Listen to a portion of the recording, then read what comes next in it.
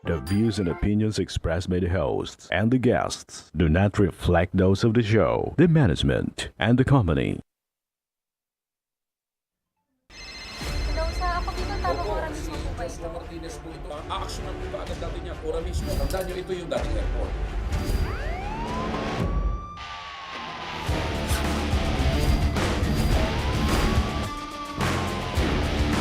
Hoy. Ano namang kayong dalawa pinagchichismisan yung mga marites kayo, ha?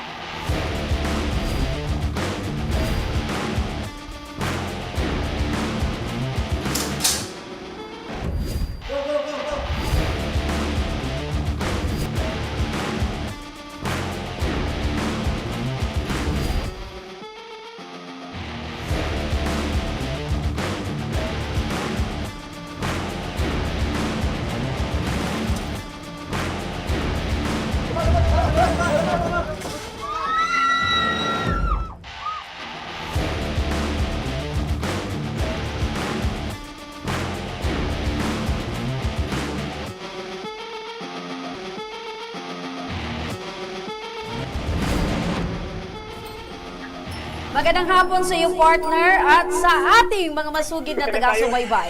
Live na live po tayo ngayong araw ng Martes para magbigay ng serbisyo publiko. Magandang hapon din sa iyo, partner, at syempre magandang hapon po sa lahat ng ating mga giliw na tagapakinig at taga-subaybay. Live po tayong napapakinggan sa 90.3 Radyo Oragon Sorsogon, 88.3 sa Catanduanes, 90.7 sa Legazpi City, at live rin tayong napapanood sa ating YouTube channel.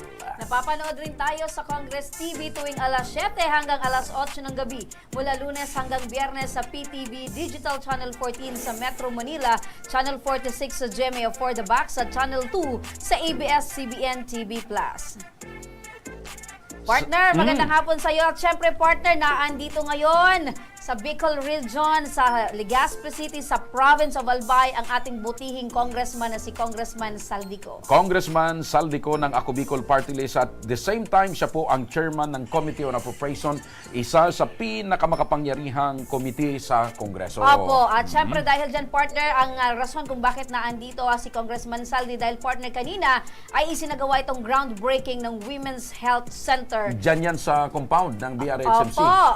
Alam mo, partner, mahalaga yan kasi yan yung center na tututok sa kalagayan ng mga kababaihan. Yung Opo. mga nagpapacheck up na mga may mga nararamdaman na ang nararamdaman ay yung mga sakit na pangkababaihan. Correct. Like for Oo. example, partner, cancer. Yes, Ayan. breast cancer. Opo, at syempre dahil dyan, partner, ngayong hapon kakatapos lang din ng Smart Payout para sa 239 grantees, partner. Wow! From 1st, 2nd, and 3rd District of Albay. Opo. Yan, partner, na mga activity na pinuntahan ngayon ni Congressman Saldico ay patunay ng pagtupad ng Ako Bicol at ng patuloy na pagdadala ng Ako Bicol Party List sa pangunguna ni Congressman Saldi, ni Congressman Jill, ni AKB Executive Director Compido, na mabiyayaan, direktang mapakinabangan ng mga Bicolano itong mga programa at proyekto nito. Opo, third batch ito, partner, ng Smart Payout, at nakatanggap, partner, ang ating mga grantees, itong mga student grantees, ng 25,000 pesos. Kaya mag-aral mabuti. Opo, napakasaya, partner, at napakaswerte ng ating mga estudyante. Ang sarap maging estudyante, partner. Mabuhay ang Ako Bicol Party List, talagang tunay na katulong na.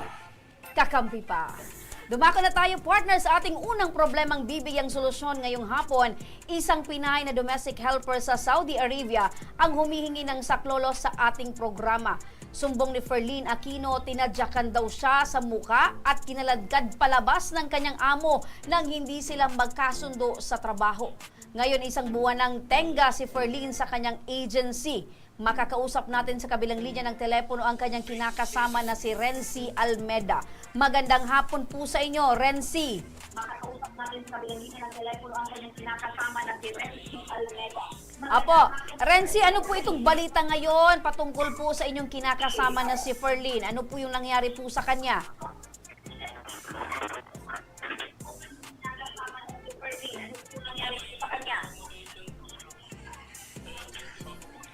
So ngayon po ay nasa accommodation na po siya ng agency.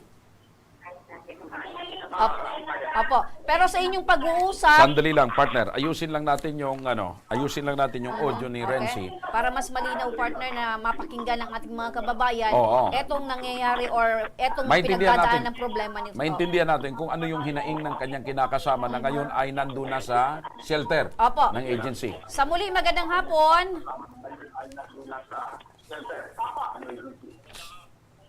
Opo, Renzi, kumusta ngayon ang kalagayan nitong iyong Sandali, partner, hindi talaga maayos. Ayusin natin ito kasi matagal-tagal na nating pinoproblema balikan itong natin, mga partner, audio yung mga ito. rason kung bakit naandito, partner, itong si chairman ng Committee on Siguro, Appropriation. partner, panahon na para ura mismong aksyonan yung mga pag-aayos ng audio. Oo. Kasi Alam mo, partner, araw-araw na tayo nagkakaproblema. Pag live talaga, partner, meron talagang mga hindi inaasahang changes. O, pero anytime, ilang anyway, taon na yan na hindi inasa. Oo. Ulitin natin, partner, magandang hapon. Renzi.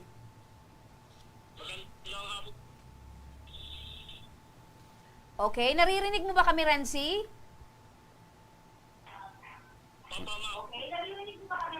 Okay. So, kumusta ngayon itong kalagayan ng iyong partner or itong si Ferlin?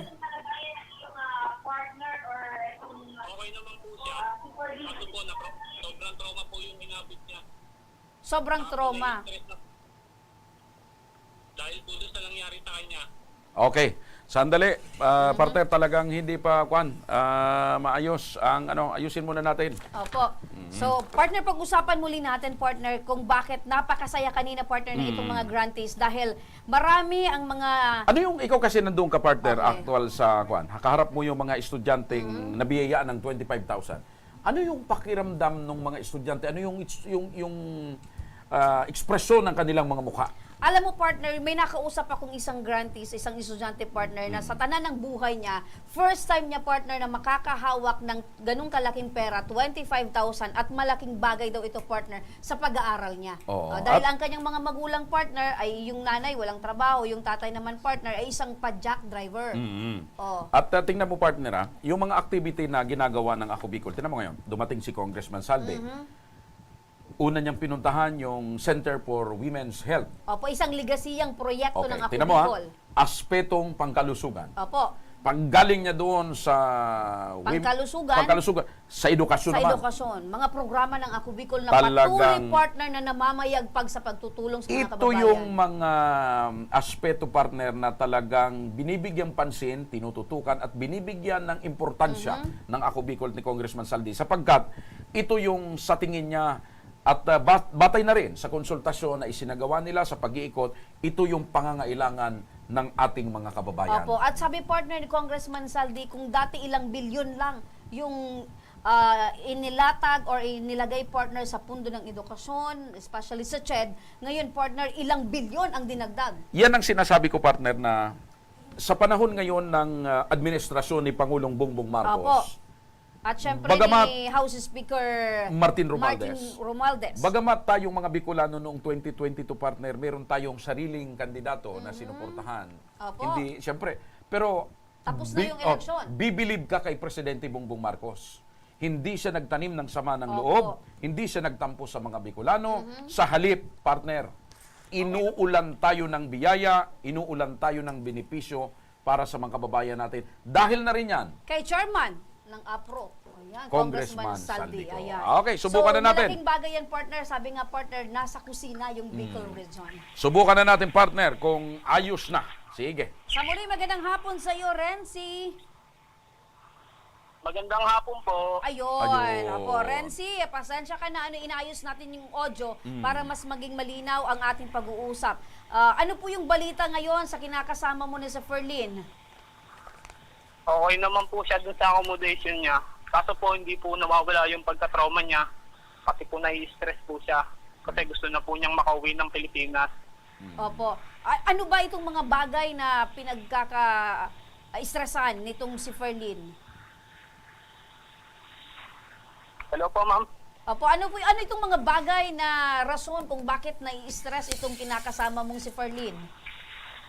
Gawa po dun sa dinanas niya dun sa kanyang amo. Tulad ng ano? Yung pagkakaladkad, yung... Opo, pinalagad po siya.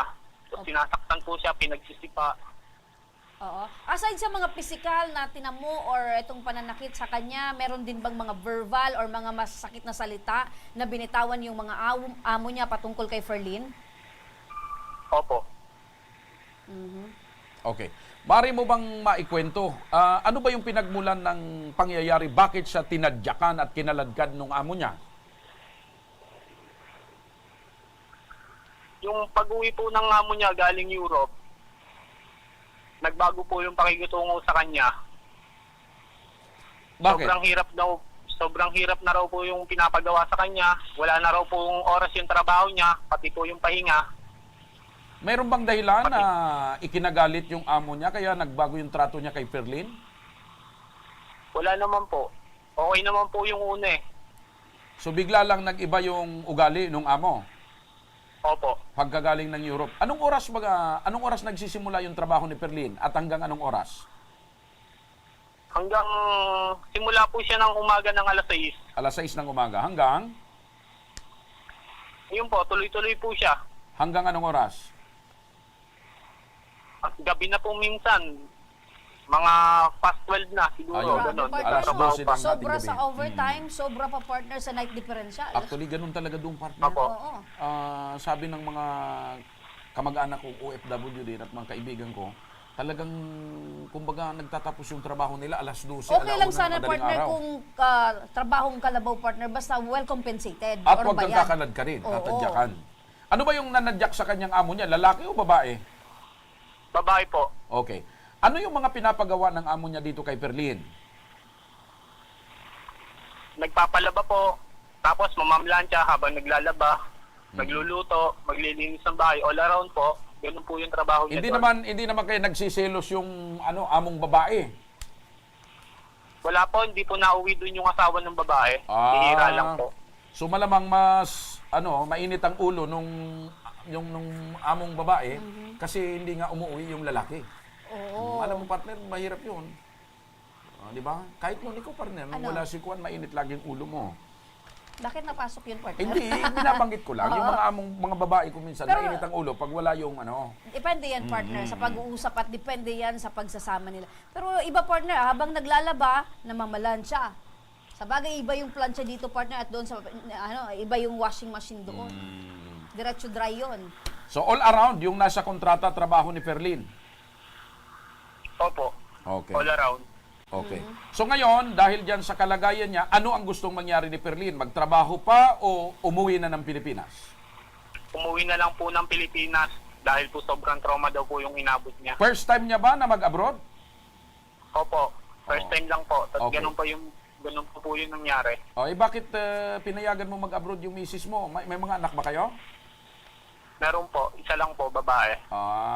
So pinayagan mo siyang mag-abroad para medyo makadagdag ng medyo gumanda-ganda ang kinabukasan nyo. Ikaw, Renzi, ano ba Opo. yung trabaho mo?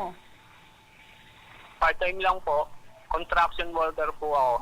Construction worker. So sa tingin nyo, kulang ito para sa inyong panggastos, lalo na meron kayong isang anak. Opo. Okay. Tapos may sakit pa po yung tiyuhin niya. Pinutulungan pa po namin. Okay. So, gusto nang makauwi ni Ferlyn. Anong sabi nung Opo. agency? Tutulungan daw siyang makauwi o anong problema? Wala pa pong update po eh. Pero nag-accommodation po siya ngayon doon sa agency. Pinasa po siya ng polo doon sa agency. Doon siya pinag-accommodation. Okay, so ibig sabihin nito, alam na ng agency dahil nasa accommodation. Pero wala pa po silang action. Nailapit nyo na ba ito sa OWA?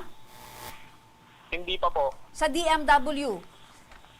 Hindi pa po. Dito pa lang po. Sa ako Bicol, ora mismo. Okay, so bakit sa lahat ng mga nabanggit ko, dito kayo sa Tabang Ora mismo, mas inunan yung inilapit ito? Sinubukan ko po dahil po doon sa mga napapanood kong video, yung mga natutulungan po niya. Baka po matulungan nila po kami. Okay. Eto, so gusto nyo makauwi na lang si Ferlyn dito sa Pilipinas. Ito, partner. Ayan, para sagutin, Renzi, ang inyong alalahanin, eto makakausap din natin ngayon sa kabilang linya ng telepono, si Assistant Secretary Jerome Alcantara ng Department of Migrant Workers. Magandang hapon po, ASEC.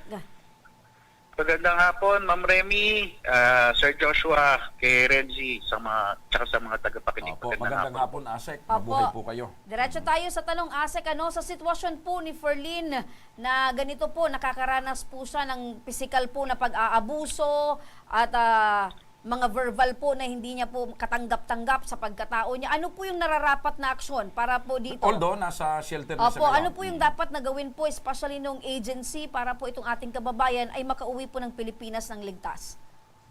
Unang-una, hindi natin papayagan na basta-basta sinasaktan yung mga kababayan natin nagtatrabaho. Kahit na ano pang dahilan yan, walang karapatan yung ibang lahi na manakit ng mga Pilipino manggagawa na malaki yung kontribusyon sa buhay nila at sa ekonomiya nila. Kung kaya't ang mga options po ni Renzi at ni Ferlyn, una, actually pwede silang mag-file ng kaso laban dun sa employer nila, sa employer ni Ferlyn, at tutulungan siya ng ating Migrant Workers Office sa Riyadh.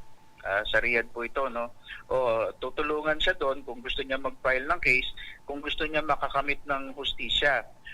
Kung gusto naman din po niya na makauwi, obligasyon po actually ng kanyang ahensya na tiyakin na siya ay makakauwi ng ligtas. At kung hindi po yun magagampanan ng ahensya, yung pong Department of Migrant Workers, tsaka yung OWA, handa po tayo na sagutin yung kanyang pagpapauwi. Apo. Ang medyo komplikasyon lang po dito, sa Saudi po, yung mga exit visa po na kinukuha ay galing po yan doon sa employer niya. Kaya baka doon po yung isang maging para alam natin to level of expectations din.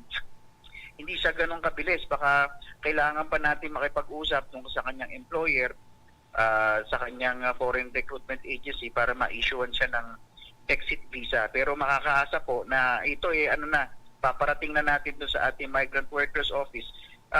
Coincidentally, nandun si Secretary Hans Kaktak ngayon sa Saudi Arabia. Ayun. Dahil, kasama ito sa yung mga ganitong kaso, kasama sa mga gusto nating ayusin with our counterparts. Actually, regular tayo nagmi-meeting sa kanila, pero gusto natin mabawasan na yung ganito. Mawala na talaga yung mga ganitong kaso ng pang-abuso. Tapos ma'am, kumpletuhin ko lang kung sakasakali makauwi na siya, tsaka pagbalik niya, aalalayan natin siya para magkaroon siya ng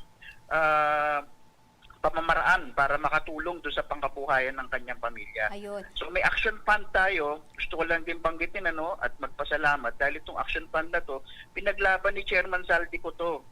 Kaya may ganito tayong budget para pantulong sa ating mga OFWs. Kaya sa parte po ng Pilipinas, sa parte ng gobyerno natin, wala pong aalalahanin yung ating mga OFWs tsaka yung kapamilya.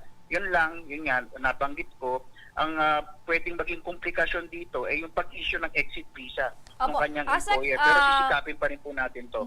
Mawalang na lang po kasi eto ASEC nababanggit nyo na dahil sa Saudi po itong nasyon na pinuntahan po ng ating kababayan, yung mga employer po parang pag may ganito pong mga reklamo or kaso, kailangan po makipag-negotiate. Kumbaga, dapat kausapin ng maayos yung employer para mabigyan po ng exit visa yung ating mga kababayan. Sa ganito pong mga sitwasyon, meron pa rin po bang mga nakakasuhan ng mga employer dahil alam po natin na talagang mga abusado po sila? Meron po, meron tayo na kakasuhan ng mga employers. Dahil yun nga, dahil nga dun sa action fund na pinagkaloob ng Kongreso, pwede tayong mag-hire ng mga lawyers. Yung mga lawyers natin ngayon, yung mga 2 years ago, 3 years ago, yung mga abogadong ina-hire natin, pang depensa lang.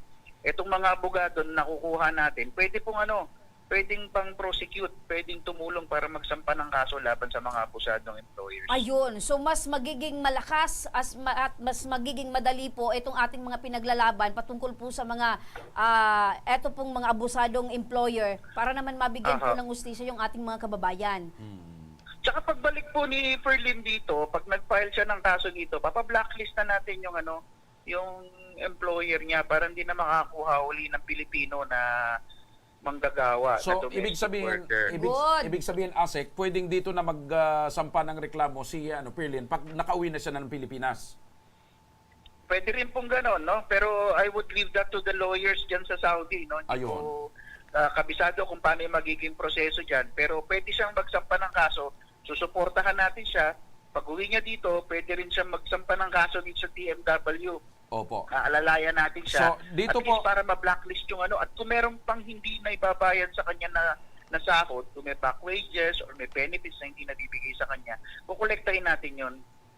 So at least naman, by that po, ASEC, mabigyan po natin ng pangil itong ating pong batas at talaga pong mabigyan ng mabigyan po ng penalidad or nararapat na aksyon para po at least ma-blacklisted at partner itong employer na ito. Opo. So dito sa kalagayan partikular ni Perlin, ASEC, paano ito kasi yung talagang kahilingan nila makauwi na sa lalong madaling panahon kasi isang buwan na yata sa shelter.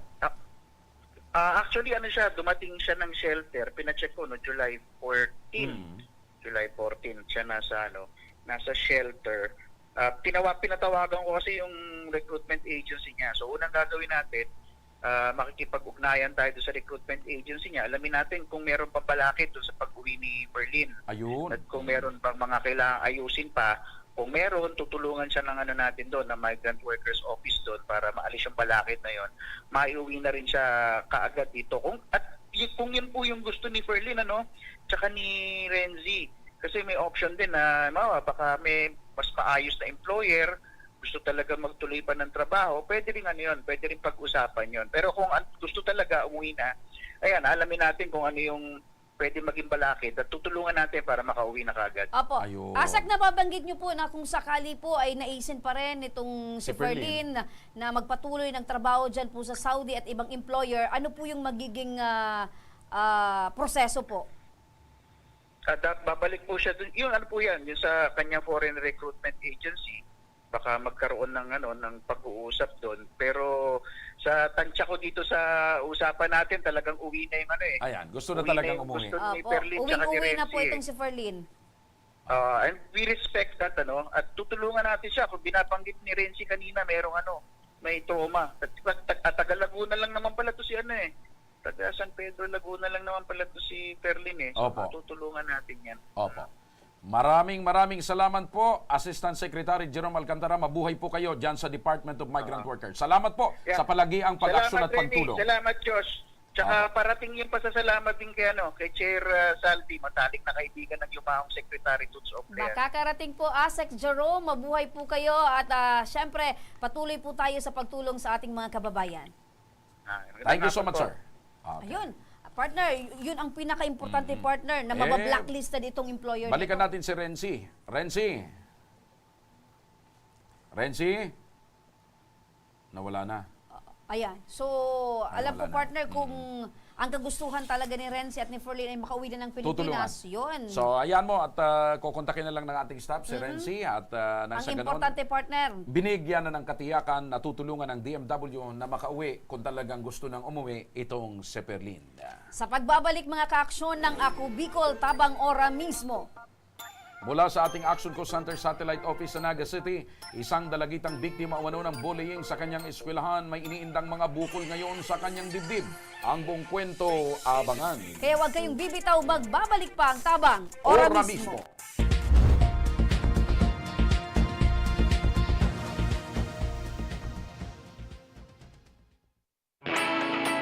Naghahanap ka ba ng trabaho? Marunong ka bang mag-shoot ng video?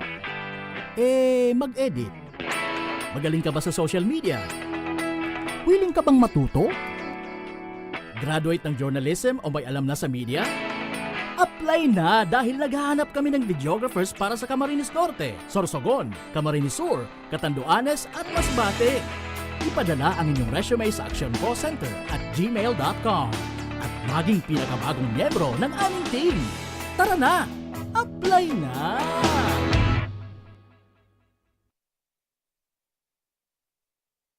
Daan-daan na po ang mga nakapagtapos at may mga kanya-kanya ng propesyon. Sa kanilang pagpupunyagi, walang masidlan ang kanilang mga ngiti. Yun at sa Gabos, nagpapasalamat po ako sa AKB. Gusto ko lang po magpasalamat sa Ako Bicol sa opportunity na tigtatao po araw po sa kuya na estudyante. Dahil naandyan lang, katuwang lagi. Ako Bicol, katabang na, kasurug pa. Hindi rin nagpahuli sa pagtugon sa mga pangailangan ng ating mga healthcare workers at mga frontliners. Sa simula pa lang nitong pandemya, hanggang sa ngayon, walang humpayang pagtulong. Ay, nagpapasalamat po ako sa pagtaunin tabang hali sa ako Bicol Party List. Salamat kong dakula sa duwang congressman. Tayo nakakatabang sa mga sa gabi. Maaasahan, Ako Bicol, katabang na, kasurug pa. Tucked away in the province of Albay, known for its perfectly shaped Mayon volcano, Misibis Bay Resort, a locally owned 5-hectare private island resort. The resort is ready for all those looking to balance tranquility and adventure. This tropical destination is where guests can either choose to relax under the palm trees or have an adventure under the sun. It features modern and luxurious rooms and villas, recreational facilities, and sophisticated services.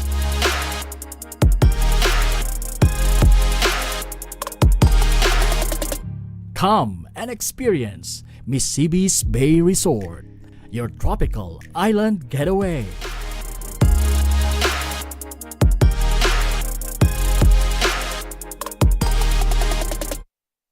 Problema sa tubig, agarang binigyang solusyon. Nagpatayo ng mga solar-powered water supply system sa mga liblib na lugar.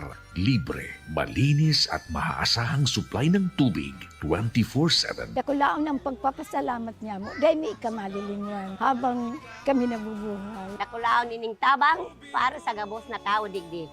Salamat po. Para sa ating mga kababayang nasa laylayan, Ako Bicol, katabang na, kasurug pa. Libo-libo na ang mga nabigyan ng tulong medikal. Bata, matanda, kahit sino man, lahat ng mga may karamdaman, may maaasahan. Nagpapasalamat sa Ako Bicol Party List. Hindi po namin makakalimutan ang tulong na dinala ninyo dito sa aming bayan. Maraming salamat po. Dahil iisa lang ang tunay na nagmamalasakit. Ako Bicol, katabang na, kasurug pa. Nagbabalik ang Ako Bicol Tabang Ora mismo. Mula sa ating satellite office partner ng Action Co Center sa Naga City, Camarines Sur. Makakasama natin mga kaibigan na ang ating wala pa, nasa orientation pa si Gerson. Makakasama natin ngayon, partner, ang Yung isa pasyente. sa mga naghahanap partner or humihingi ng tulong sa Ako Bicol Party List, si Victoria Gasis. Okay. At ang kanyang hinaing partner ay para sa anak na si Lalaine na 17 taong gulang at 4 na taon nang iniinda ang mga bukol na tumubo sa kanyang dibdib na maring maging sanhi o naging sanhi umano ng pambumbuli sa kanya nung 13 years old pa lamang ito. 13 years So, old. baka nabully sinasaktan na yung partner. dibdib. Okay. Magandang hapon sa iyo, Alfredo. Hello, magandang hapon. Magandang hapon din po. Hindi Alfredo. Bakit Alfredo yung nakalagay? Bakit Alfredo? Ano po yung pangalan niyo, nanay? Hello? Si Victoria. Victoria, nanay Victoria, magandang hapon. Magandang hapon din po, Yan. Ayun. Si Victoria naging Alfredo. Nanay Victoria, kumusta ang kalagayan ngayon ni Lalaine? Medyo under observation si sir. Opo. Mari mo bang maikwento sa amin, ano bang nangyari at paano nagsimula itong sakit ni Lalaine? Ano daw po sir, mga bully sa school? Sa? Bully sa school na mga kaklase niya. Mga pambubuli. Okay, ano ba yung naranasan? Bakit nagkabukol sa dibdib yung anak mo? Sinasaktan ba yung kanyang dibdib? Sinusuntok ba yung kanyang dibdib? Anong nangyari? Tinutulak daw po sir ng kaklase. Yan lang din ang kwento sa akin. Kasi sir, ako nagtatrabaho po ako sir. So tinutulak siya at nakakatama yung dibdib niya kung saan-saan? Siguro po sir. Okay. So Kasi kailan mo ito yun ang nalaman na kwento sa binubuli akin. pala itong anak mo? Ako kasi sir, malayo ako. Nasa trabaho po ako sir. Kasi single parents po ako. So sino yung nag-aalaga dito sa anak mo kung nasa malayo ka? Yung ano ko po sir, yung hipag ko. Yung kapatid ng papa kanila. Kasi sir, nasa trabaho ako, nagsusuporta lang po ako sa kanila. Ibig sabihin, hindi ka agad nakarating sa'yo na binubuli palagi yung anak mo. Oo, kasi sir, hindi naman siya nagsasabi sa akin. Wala kasi po yan, sir, si Kibo, parang, so tahimik siya. Bata. Oo, kahit may nararamdaman sa sir, hindi siya nagsasabi. Kung hindi ko pinapagalitan ka, nagsasabi siya. Ilan ho bang anak ninyo, nanay? Po? Ilan ho bang anak ninyo? Ang anak ko po, sir, 5. So, Ang 4 ko sila Len, solong babae ko po yan. ayun. So, yung iba mong anak nasaan? Yung panganay ko, sir, tapos na rin ng, senior high. Saka yung pangalawa ko po, sir, tapos na rin. May trabaho din po sila, sir, kaso nga ng construction. Ayun. Tapos may tatlo akong nag-aaral ng grade 12, grade 11, grade 9. Okay. Ako po ang nagpapaaral sa kanila. Opo. Nanay Victoria, magandang hapon po. Opo, Opo. ma'am, magandang hapon din. Nabanggit niyo po kanina, nanay, na ito pong sila Lane ay pinagtutulak po sa dibdib kaya po nagkaroon ng sakit. So, Opo. alam niyo po ba kung ano yung rason bakit po binubuli itong anak po ninyo? Siguro po, ma'am, binubuli kasi wala ng tatay, wala din ako, malayo. Siguro ganun po, ma'am. Opo. So sa tingin niyo po, dahil doon ay bulihin po itong anak po ninyo? Opo. Sabi ko, yun ang kwento sa akin ng anak ko. Nanay Victoria, napapaiyak po kayo na binabanggit nyo na. Bakit po, nanay? Meron po bang guilt feeling na nararamdaman po kayo dahil malayo po kayo sa anak ninyo? Opo, ma'am, di ko maiwasan, ma'am, kasi di ko maalagaan sila. Ma'am, nagtatrabaho ako. Yun nga, ang mahirap ng single parent, ma'am. Kailangan tulungan ko, maalagaan ko sila kaso malayo ako, ma'am. Yung pangangailangan nila, kailangan kong tulong. Kasi nag-aaral sila, ma'am. Gusto ko rin naman makatapos sila, ma'am. Opo. Nanay Victoria, gaano kahirap po sa isang ina na yung anak po ninyo ay nakakaranas po ng pambubuli? Para sa akin, ma'am, mahirap. Kaso, yun na nga tanggapin ko kasi yun nga, ma'am. Malayo kami sa isa't isa. Opo. Siyempre, kailangan ko magtrabaho, ma'am. Opo. Pero mahirap talaga, ma'am. Opo. Nay, sila Lane po ay meron pong sakit. Ngayon, ang tanong ko po, napatingnan niyo po ba ito sa doktor? Opo, ma'am. Sige ako, ma'am, padala. Ang gawa ko kasi, ma'am, sige kaming chatan, tawagan, tapos, yung nagpapadala ako pag sabi niya, mama, may check up ako, may ultrasound ako, mama. Pinapadalang ko po yan, ma'am, kasi hindi ko nga siya masamahan, ma'am, kasi malayo ako. Opo. So, po yan, ma'am. 2 beses yan in-ultrasound sa BNC. Tapos, inaano lang sa akin ng, ganito, ganyan. Sabi ng, pamangkin ko. Nung ultrasound, sabi ng doktor nung binasa, kailangan daw, ma'am, operan. Kaya umuwi ako. Opo. So, kailangan daw pong maoperahan. Yun po din ang sabi ng doktor na baka daw po mahulog sa cancer. Pero hindi pa naman po nagsabi yung doktor na cancer. Baka daw po mahulog pag napabayaan. Opo. Nababanggit nyo na ito po ay pinagtutulak, nabubuli. Pero natanong nyo po ba ito pong anak ninyo kung bakit po nagkaroon po siya ng ganyang sakit? Yun po ang sabi niya sa akin, ma'am. Yung yung pambubili, siyempre sa tulak na siya po, ma'am, sa upuan. Baka doon, ma'am, nagsimula. Kasi yun din naman, ma'am, sinabi niya sa akin, Nakuan siguro, partner, nabugbog yung mga Opo. ugat. Naparating niyo po ba itong problema or itong nangyari po sa anak ninyo sa administrasyon po ng eskwelahan? Hindi na po, ma'am, kasi ayaw ko na, ma'am. Opo. Pero doon pa rin po siya nag-aaral? Doon po siya, ma'am, mag-graduate. Doon po din siya. Pero hindi na ako niyan, sir, naghahabol. Ang mahalaga, sir. Okay. Maipagamot ko ang anak ko, sir. Yun lang ang hihingi ko. So, ano po yung, tulong. ano po yung advice ng doktor? Ano daw po ang kailangan gawin sa anak po ninyo? Operasyon po, sir. Operasyon. Opo, So, yun lang naman ang sabi. yan bang operasyon ay dyan gagawin sa BMC? Kasi dyan po si sir nagpapacheck up, nagpapa-ultrasound. Alright. Yan So, po ganito, siya lahat. Nanay Victoria, Ito, Ora mismo natin itong itinawag kay Ginoong Gerson Alvarez, ang coordinator ng Ako Bicol Party List dyan sa Camarines Sur at sa Naga City. Huwag po kayong mag-alala sapagkat personal niya po kayong aalalayan sa samahan sa ospital. At sasagutin po ng Ako Bicol yung hospital bills dyan sa Bicol Medical Center para dyan sa gagawing pagpapagamot at pag-opera sa iyong anak, Nanay Victoria. Thank you po, sir. Maraming salamat sa Ako Bicol. Laking tulong niyo po yan sa akin, sir. Hindi ko yun makakalimutan kasi makabigay kayo ng tulong sa mga mahirap na gaya kong single parent, sir. Opo. Huwag kayong mag-alala, Nanay. Hintayin nyo lang po si Gerson Alvarez at personal niya po kayong aalalayan at aasikasuhin nang matuloy na ang gamutan sa inyong anak. May naiso ba kayong mensahe doon sa mga nambuli sa anak ninyo? Hindi At na mga po, nambubuli sir. pa sa Diyos na iba? lang. Para sa akin, sir, Diyos na lang ang bahala. Ayun. Yun lang po ang para sa akin, sir. Hindi ako naghihingi kung ano man. Basta Diyos na lang po ang bahala. Okay. Nanay, hangad po namin ang kagalingan ng inyong anak at huwag niyong kalilimutan, Nanay, manalangin sa poong may kapal. Ano po? Opo, Okay. sir. Lagi naman, sir, eh. Alright. Yan. Palakasin nyo na lang po, Nanay, yung loob po ninyo dahil ito pong anak ninyo sa inyo po humuhugot din ng lakas. Alright.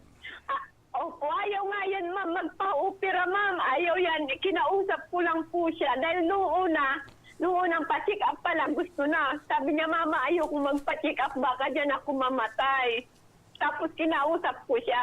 Sabi ko, anong gusto mo? Lumalayan o gumaling? Ngayon, umuki na siya po. Opo. So, yun po yung tamang gawin ng isang nanay, yung kung ano po yung ikabubuti ng anak. Ano po, Nay?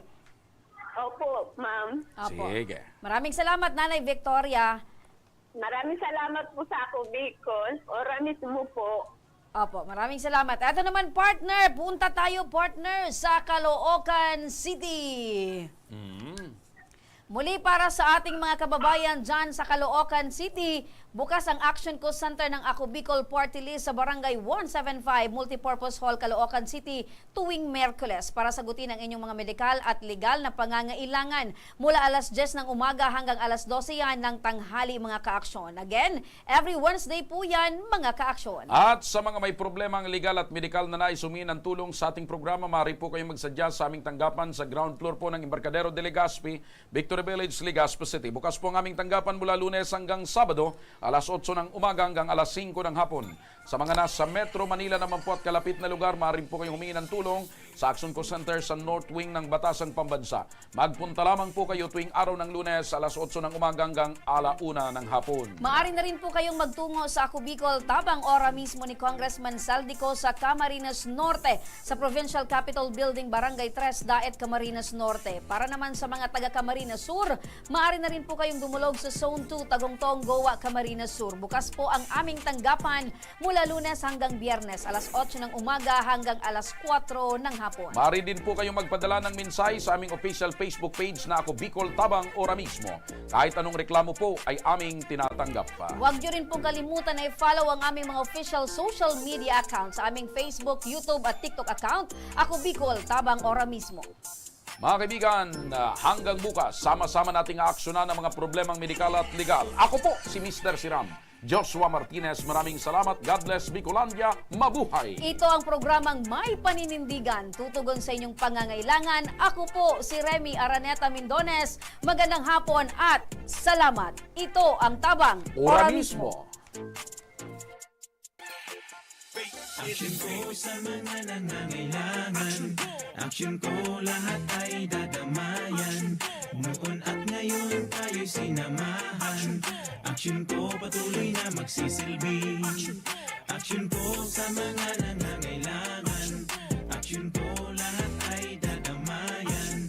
Noon at ngayon tayo'y sinamahan. Action ko patuloy na magsisilbi. Isang masipag na pilantropo sa hirap at ginawa kasama mo.